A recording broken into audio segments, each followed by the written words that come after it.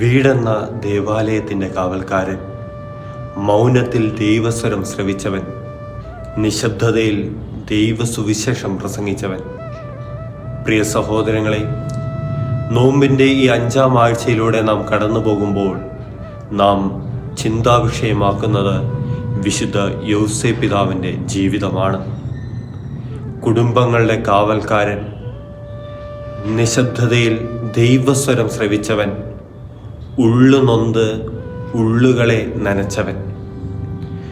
വിശുദ്ധ മത്തായിയുടെ സുവിശേഷത്തിൽ ആരംഭ അധ്യായത്തിലാണ് നാം വിശുദ്ധ യൗസേപ്പ് പിതാവിനെ പറ്റി കാണുന്നത്. ചെറിയ ഭാഗങ്ങൾ മാത്രമാണെങ്കിലും അദ്ദേഹത്തിൻ്റെ ജീവിതത്തിൽ നിഴലിച്ചിരുന്ന കരുണ, വിനയം, പ്രാർത്ഥന എന്നീ ദൈവിക പുണ്യങ്ങൾ മനസ്സിലാക്കുവാൻ ഈ ചെറുഭാഗങ്ങൾ തന്നെ ധാരാളം.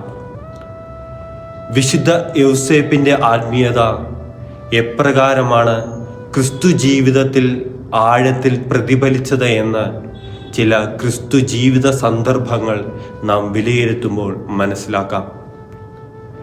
വിശുദ്ധ മത്തായിയുടെ സുവിശേഷത്തിൽ ഇപ്രകാരം നാം കാണുന്നുണ്ട്. പരിശുദ്ധ അമ്മ ഗർഭിണിയാണ് എന്ന വിവരം വിശുദ്ധ യൗസേപ്പ് പറയുമ്പോൾ അവളെ അപമാനിതയാക്കാൻ ഇഷ്ടപ്പെടാകയാൽ അവളെ രഹസ്യമായി ഉപേക്ഷിക്കാൻ തീരുമാനിച്ചു എന്ന വചനം നാം കാണുന്നു. ഈ വചനത്തിൽ പരിശുദ്ധ അമ്മയെ അവളായിരിക്കുന്ന അവസ്ഥയിൽ വിശുദ്ധ യൗസേപ്പ് തിരിച്ചറിഞ്ഞു എന്നൊരു മനോഭാവം നാം കാണുന്നുണ്ട്.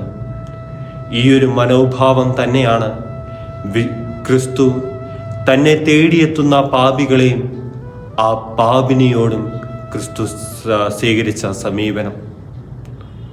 പ്രിയ സഹോദരങ്ങളെ, നാം ഈ നോമ്പ് കാലഘട്ടത്തിലൂടെ കടന്നു പോകുമ്പോൾ പലതും പരിത്യജിച്ച് ക്രിസ്താവിൻ്റെ പീഡാനുഭവം, മരണ അനുസ്മരണത്തിലൂടെ നാം കടന്നു പോകുമ്പോൾ നമ്മുടെ ഒപ്പമായിരിക്കുന്ന പലരെയും മുൻവിധിയോടെ വിധിക്കാതെ, എൻ്റെ ഭർത്താവ് ഇങ്ങനെയായിരിക്കണം, എൻ്റെ ഭാര്യ ഇങ്ങനെയായിരിക്കണം, എൻ്റെ മക്കൾ ഇങ്ങനെയായിരിക്കണം, ഞാനായിരിക്കുന്ന സമൂഹം ഇങ്ങനെയായിരിക്കണം എന്നൊക്കെയുള്ള മുൻധാരണകളും മുൻവിധികളും ഇല്ലാതെ അവരായിരിക്കുന്ന രീതിയിൽ അവരെ സ്നേഹിക്കുവാനും, കൂടാതെ എൻ്റെ ജീവിതത്തിൽ എന്തുമാത്രം ദുഃഖങ്ങളും പ്രയാസങ്ങളും കടന്നു വന്നാലും എൻ്റെ ജീവിതം വഴി അവരെൻ്റെ കണ്ണുനീര് പൊടിയുവാൻ ഇടവരാതിരിക്കുവാനും നമുക്ക് പരിശ്രമിക്കാം.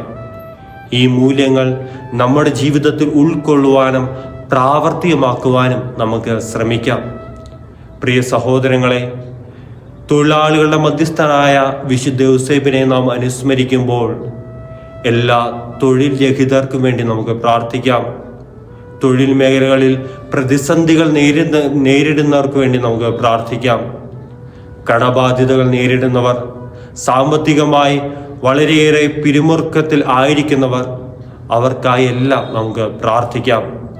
വിശുദ്ധ യൗസേപ്പ് പിതാവ് അവരുടെ എല്ലാം ജീവിതത്തെ സമൃദ്ധമായി അനുഗ്രഹിക്കട്ടെ എന്ന് നമുക്ക് പ്രാർത്ഥിക്കുകയും ആശംസിക്കുകയും ചെയ്യാം. ദൈവം നമ്മുടെ ജീവിതത്തെ അനുഗ്രഹിക്കട്ടെ. ആമേൻ.